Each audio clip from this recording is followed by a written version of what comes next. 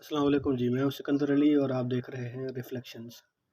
एक छोटी सी कहानी मैं आपको सुनाना चाहता हूँ कि सुबह के तकरीबन 8:30 या 8 बजे के करीब एक घर में डाकू दाखिल हो जाते हैं जो लोगों को वहाँ पर मारना शुरू कर देते हैं। और जो घर का सरबराह है वो एक मर्द है जो ऑफिस जाने के लिए तैयार हो रहा है। जब वो दरवाजे से बाहर निकलता है तो वो अपनी बेटियों की और अपने बेटों की लाशें देखता है, लेकिन उसके माँ बाप अभी ज़िंदा खड़े हैं, उसकी बीवी ज़िंदा खड़ी है और उसकी 2 बहनें भी ज़िंदा मौजूद हैं जिनके ऊपर डाकुओं ने पिस्टल रखा हुआ है। अब वो शख्स जो ऑफिस जाने के लिए तैयार हो रहा था वो उन लोगों से कहता है कि यार देखो, अभी तुम ये कर रहे हो तो करते रहो, फ़िलहाल मुझे जो है वो ऑफिस में रिपोर्ट करना है, क्योंकि मैं अभी इतना ताकतवर नहीं हूँ कि तुम्हारा मुकाबला कर सकूँ। तो मुझे थोड़ा-सा वक़्त चाहिए। तो या तो तब तक के लिए तुम ठहर जाओ या फिर जो तुम कर रहे हो ये करते रहो। जब मैं बहुत सारे पैसे कमा लूँगा और उसके ज़रिए से मैं कोई असलहा या कोई क़ुव्वत ख़रीद सकूँ जो तुम्हारा मुकाबला कर सके, तब मैं वापस आकर तुमसे अपनी इन बेटियों का, अपने बेटों का जो है वो बदला लूँगा आकर। अब ये कहानी सिर्फ़ उस एक घर तक महदूद नहीं है। इस कहानी को आप यूँ सोचिए जैसे 52 ममालिक हैं मुसलमानों के, जहाँ पर मुसलमान रहते हैं, जहाँ पर हमें ये बताया जाता है कि वहाँ पर इस्लाम की हुकूमत है, हालांकि वो सिर्फ बराए नाम है। और जो भी गैर मुस्लिम क़ुव्वतें हैं वो हर एक मुल्क में जाकर, मुसलमानों के हर एक मुल्क में जाकर, जिसको मैं घर से ताबीर दूंगा, वहाँ जाकर वो हमले कर रहे हैं और जो है वो लूट मार कर रहे हैं, इंसानों को मार रहे हैं बग़ैर किसी वजह के, बग़ैर किसी जवाज़ के। कभी वो उसे सलीबी जंगों के बदले का नाम देते हैं, तो कभी वहाँ पर न्यूक्लियर वेपन्स होने के ख़दशात ज़ाहिर करके वहाँ पर हमले करवाते हैं। लेकिन सबको ये नज़र आ रहा है, मुसलमानों को भी और गैर मुस्लिमों को भी, उन लोगों को भी जो हमें जिहाद का सबक सिखाते हैं और उन लोगों के भी जो हमें हर वक्त ये तरगीब देते हैं कि अल्लाह के लिए इंसान को सब कुछ कुर्बान कर देना चाहिए। लेकिन जब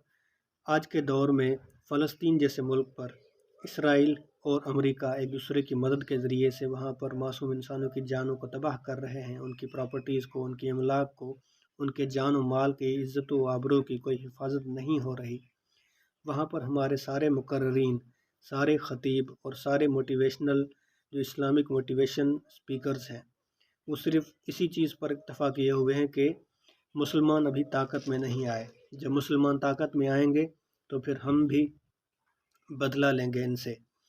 ये तो वही मेंटालिटी है जो हज़रत उमर आप सल्लल्लाहु अलैहि वसल्लम और बाकी खुलफ़ाए राशिदीन और इस्लाम के बड़े बड़े नामवर जो सिपह सालार थे, जो जंगजू थे, उनके हमलों के दौरान ईसाई और यहूदी कहा करते थे कि जब वो पावर में आएंगे तो वो मुसलमानों से बदला लेंगे। लेकिन मुसलमानों के पास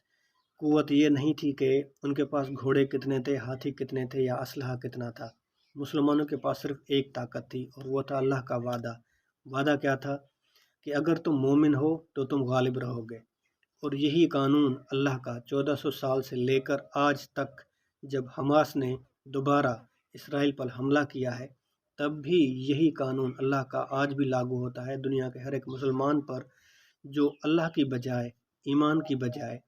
असलहे पर, दौलत पर और जंग करने के लिए जो जो वसाइल ज़रूरी होते हैं उन पर भरोसा किए हुए बैठे हैं। जिस तरह अल्लामा इकबाल ने कहा है कि इब्लीस को यूरोप की मशीनों का सहारा, तो शायद आजकल वो इब्लीस कहीं गुम हो गया है और वो इब्लिसियत का नारा जो अल्लामा इकबाल लगा कर गए थे वो आजकल के इन 52 ममालिक में रहने वाले हर एक मुसलमान पर लागू होता है, जो आज भी मशीनों का, ज़राए का और वेपन्स का इंतज़ार कर रहा है कि कब हमारे पास बहुत सारा पैसा आएगा, बहुत सारा असलहा आएगा और तब जाकर हम फ़लस्तीनियों का बदला इसराइल से जाकर लेंगे। बात सिर्फ ये नहीं है कि हम कुछ कर नहीं सकते या हमारे पास वसाइल नहीं है, बात यह है कि हमारे अंदर से ईमान गायब हो चुका है। डॉक्टर इसरार साहब ने एक बहुत ही उम्दा बात कही थी कुरान का हवाला देते हुए कि अल्लाह कुरान में कहता है कि तुम ही गालिब रहोगे अगर तुम मोमिन हो। तो अब बात यहाँ तक आती है कि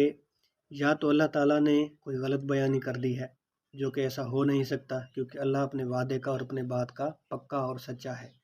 لیکن دوسری بات ہم پر ضرور لاگو ہوتی ہے، وہ کیا ہے کہ ہم مومن نہیں رہے،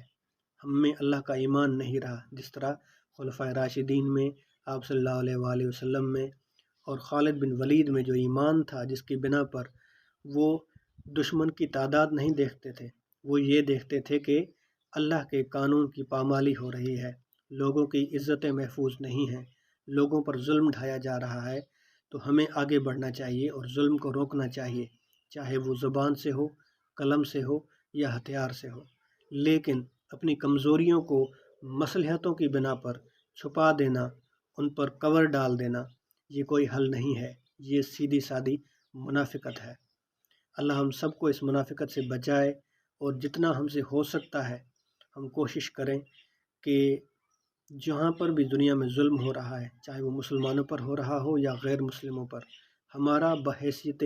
مسلمز اللہ پر ایمان لانے والے انسانوں کے تحت ہمارے اوپر یہ لازم ہے کہ ہم اس چیز کی مذمت کریں۔ جس کے پاس قلم ہے وہ قلم کے ذریعے سے کرے، جس کے پاس بات کرنے کا شعور ہے وہ اپنی بات کے ذریعے سے مذمت کرے، اور جس کے پاس عسکری پاور ہے وہ اپنی عسکری پاور استعمال کرے، نہ کہ وہ یہ سوچ کر بیٹھ جائے کہ ہمارے فلاں ممالک کے ساتھ ٹریڈنگ ریلیشن شپس ہیں، اس لیے ہم جو ہیں وہ یہ اقدام نہیں اٹھا سکتے۔ آپ ذرا خود سوچئے کہ کیا اللہ تعالیٰ آپ کا یہ جواز پورا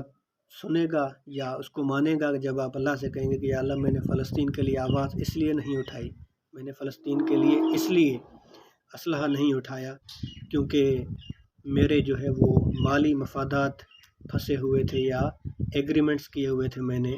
ایک غیر مسلم کے ساتھ، جو کہ ایسے ملک کا سپورٹر تھا جو فلسطین پر ظلم کر رہا تھا۔ میں تو نہیں سمجھتا کہ اللہ ایسا جواز قبول کرے گا، لیکن شاید آپ اسی لیے اطمینان سے بیٹھے ہیں کیونکہ آپ نے اپنے ضمیر کو اسی طرح کی منافقانہ مصلحتیں دے کر خاموش کرا دیا ہے، اور ظلم کو اندھے، بہرے اور گونگے ہو کر صرف آبزرو کر رہے ہیں۔